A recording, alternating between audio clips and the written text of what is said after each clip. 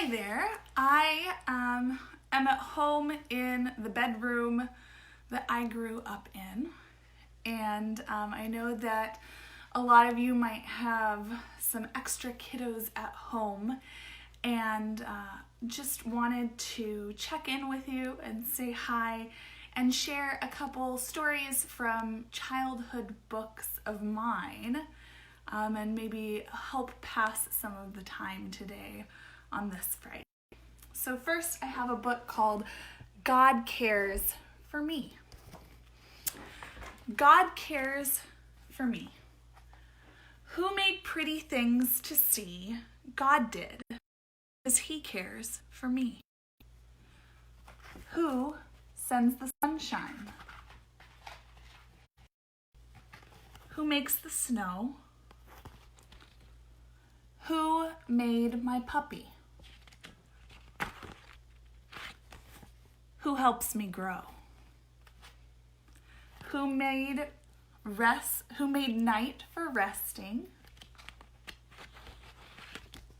Who made time for play? Who gives the food that I eat each day? Who made my family? Who gives me friends? God does.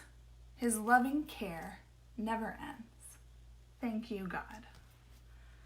I think that right now, with all the scariness of coronavirus and everything canceling, that it is especially good to remember that God cares for us and that His loving care never ends. So that was a short little story. Welcome, guys. I see you popping in here to Facebook Live.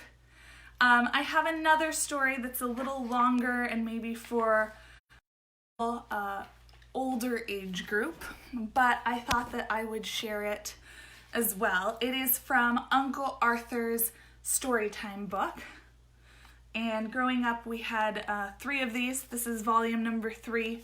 There was an orange one and a yellow one, but I'm reading from the purple one. Welcome, Sandy and Giselle and Holly and Cindy.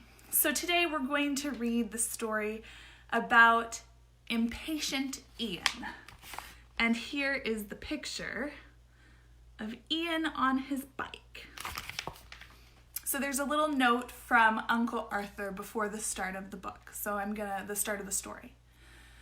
There's an old saying that haste makes waste. In our impatience to get something done, we often cause problems that make an even greater delay.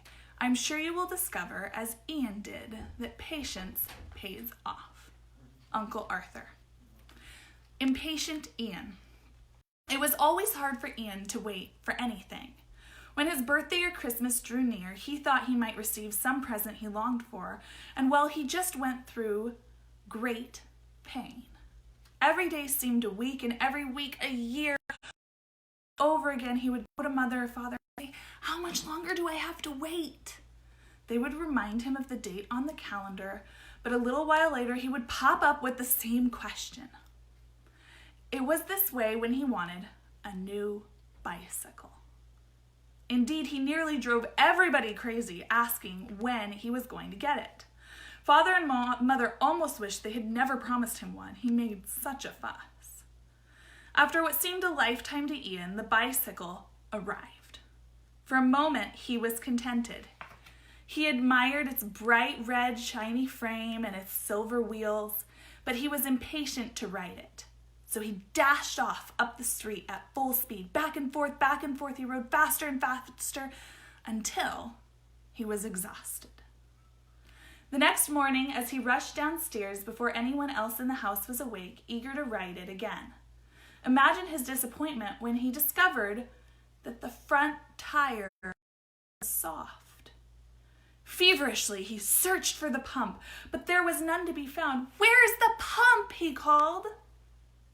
"Where's the pump? I want the bicycle pump." Father opened his door and stuck his head out. "What's all the noise about?" he asked. "My front tire's soft," cried Ian. "Suppose it is," said Father, "for waking the whole family at this unearthly hour."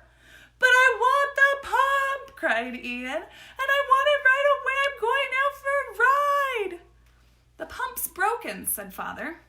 "Then what am I going to do? I must have the pump. I want to use my bicycle." "There is no pump," said Father, "so I'm afraid you'll have to wait. Or you could walk down to the gas station and have the man there pump up your tire." And now, he added, closing the door, "Walk to the gas station," Ian muttered to himself, "but that'll take me 15 minutes. Why can't I get a pump when I need one?" There was no use fussing, for Father had disappeared and the house was quiet again. If he wanted an early morning ride, he would have to walk to the gas station. Ian did not enjoy that walk. It seemed to be a dreadful waste of time to be pushing all that. When at last he arrived at the gas station, he wasn't in a very good frame of mind. "Hi," he called, "I want my tire pumped up." "You'll have to wait a minute," said the man. "I have to attend to some customers first. Then I'll be with you." Here's a picture of Ian at the gas station with the gas station attendant. Wait a minute, more waste of time. Why couldn't he leave the job for Ian right away, telling him to wait a minute indeed? "I'll do it myself," Ian said. "I won't wait a minute for him or anybody else." Ian hurried over to the place where the air pump was kept. He tried to attach the gauge to the valve in his front wheel. "Better wait for me," called the attendant. "I've just had a new gauge put on, and I don't think it registers right. I won't be a minute." "Won't be a minute," explained Ian. "You've been 5 minutes already. I'm not going to wait for you." "All right," said the man. "Go ahead." So Ian squeezed the lever, and the air rushed the tire. "It's easy," said Ian to himself. "Glad I didn't wait for him." Ian was fascinated by the figures on the gauge. Quickly, the pressure mounted. 20 pounds, 40 pounds, 50 pounds, 60 pounds, 70 pounds, 80 pounds. If he hadn't been in such a hurry, he would have felt his tire to see how hard it was. And if he had stopped to think about it, he would have known that no bicycle tire could stand much more pressure. But Ian went on squeezing the lever.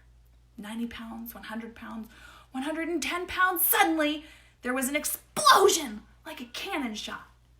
Ian stumbled backwards and then landed his bike. The beautiful new tire and tube had been ripped to pieces. Here's a picture of his bicycle tire that burst. Poor Ian, he was so angry, but he didn't know who to blame except himself. With tears in his eyes, he walked off down the street, pushing his bicycle beside him. All the way, he wondered what Father would say when he got home. The attendant, who told me all about it, said that the tire was absolutely ruined. There was nothing he could have done to mend it. So there is the story of Impatient Ian from Uncle Arthur's 3rd volume of his Storytime books. I think that sometimes it's easy for us to get impatient.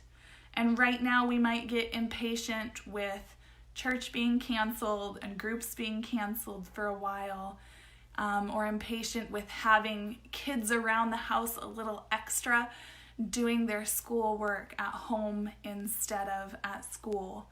And I just want to encourage you to be gentle with yourselves and gentle with others, and to not be impatient, Ian. To give ourselves some extra time, and that it's okay for us to be impatient sometimes, but that also it's okay for us to take a minute and say a quick prayer and take some deep breaths. So thanks for joining me for Story Time with Pastor Macy, and I hope to see you again soon.